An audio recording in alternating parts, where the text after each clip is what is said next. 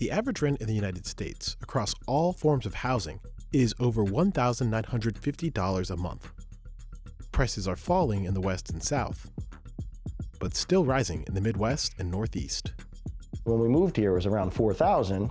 In 2023, it's over $6,700. We were going to get a 23% increase, which we felt was like an eviction notice. It was an eviction notice. Experts say the U.S. needs to build over 4 million new apartment homes by 2035 to keep pace with demand. Otherwise, the pricing power of landlords may grow. There's not enough housing in the U.S., so guys like us that own 80,000 well-located apartments, we're still in a pretty good spot. A group of large landlords is now being sued for their approach to business. The lawsuits focus on their agreements with RealPage, a major provider of property management software. Effectively, RealPage is facilitating a housing cartel. If that's true, will landlords owe their tenants money? And what will that mean for the future of home rental prices in the United States?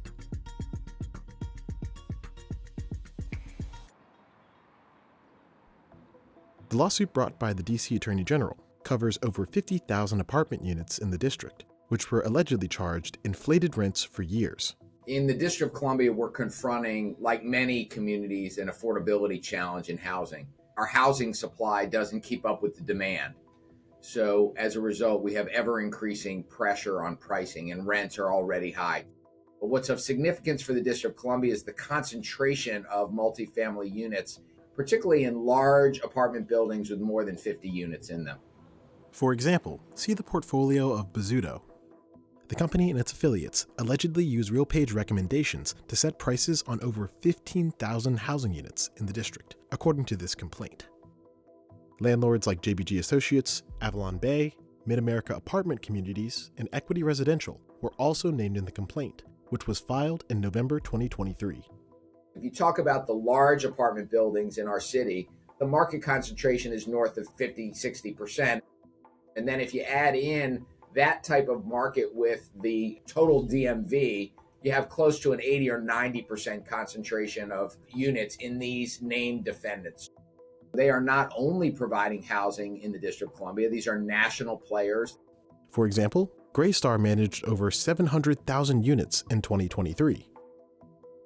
3 of the 14 named defendant landlords filed motions to dismiss the case in January 2024, according to D.C. Superior Court records. An initial conference for the case is scheduled for May 2024. The defendant landlords declined to comment on pending RealPage litigation. This lawsuit and others focus on the software that's provided by Richardson, Texas-based RealPage. RealPage products are used to set prices on roughly 4.5 million housing units in the United States. That includes the units in this complex, some of which had rents starting at just under $3,000 a month in January 2024. We've been told as tenants by employees of Equity that the software takes empathy out of the equation so they can charge whatever the software tells them to charge. Property managers started to price apartments with RealPage products in the mid-2000s. It's pretty much unequivocal. Just turning the system on and letting it perform will outperform your manual analyst. There's almost no way it can't. Jeffrey Roper is the inventor of YieldStar. The product was acquired by RealPage in 2002. Its model was combined with another software, Lease Rent Options, and reintroduced in a new AI tool dubbed AIRM for short. So you're going to find large REITs and portfolios out there. Absolutely, it's everywhere. I can tell you from the design of YieldStar, it is not directly looking at what the guy across the street is doing in order to determine my rents. He has pieces falling into vacancy points in time that I do not have.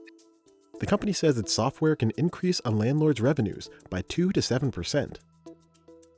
RealPage told CNBC that it charges landlords a fixed fee for each unit that it helps manage, regardless of its rent price. What happens with the proceeds is up to private equity giant Thoma Bravo, which acquired RealPage for $10.2 billion in 2021. In court filings, Thoma Bravo claimed that it's not liable for the acts of its subsidiary.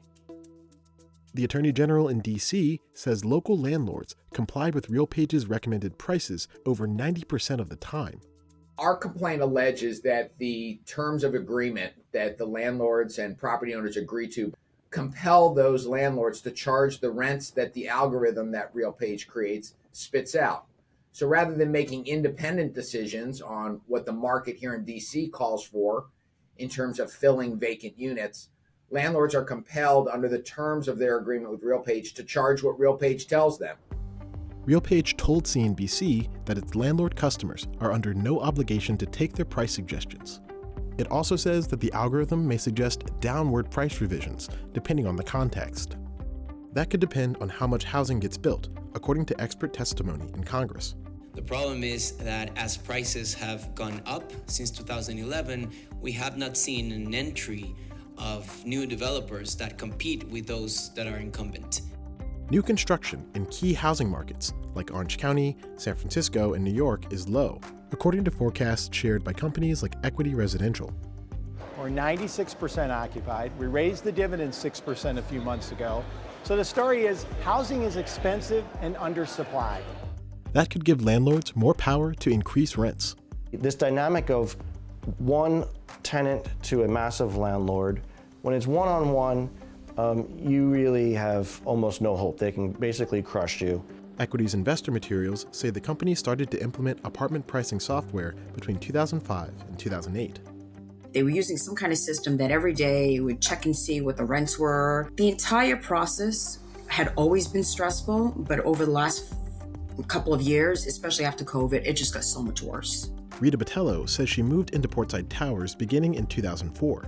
She moved out after a 2022 rent hike, which left her living with relatives. Even in the area that we're in right now, my stepkid's apartment, the rents here are also going up. They're also now fearful. It affects people whether they have rent control or not, right? It's manipulating what the market rate is. Tenants across the United States have launched numerous lawsuits against their landlords for using RealPage. At least 34 landlords were involved in litigation. In 2023, the Justice Department filed a statement of interest in the class action, arguing that the complaints adequately allege violations of the Sherman Antitrust Act. The Honorable Judge Waverly Crenshaw in Tennessee will preside over the case. He set a February deadline for a response from the defendants.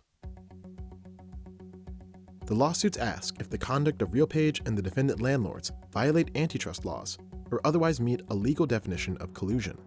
The lawsuit we brought is under our DC antitrust statute.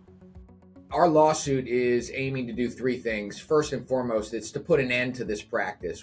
We're also seeking a monitor to come in and put fresh eyes on these landlords and the RealPage practices. And then finally, we're seeking monetary damages, penalties, but also restitution for tenants who have been unfairly and illegally required to pay inflated rents higher than what a naturally competitive market would have set for them.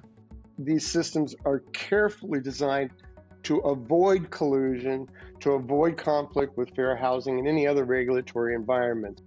As we analyze the markets, we find the opportunity for pricing dominance to be really questionable.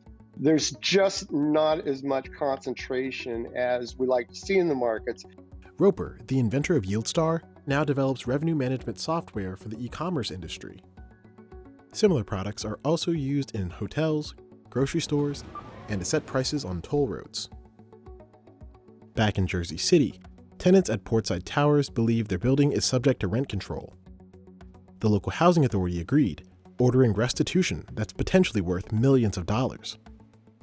Equity Residential told CNBC it's filed a lawsuit in federal courts challenging that decision, which was separate from the RealPage complaints. But for the city's non-enforcement, we wouldn't be subject to RealPage software or even market rate. There is no market rate under rent control. We not only lost our home, but we lost our community. We lost everything.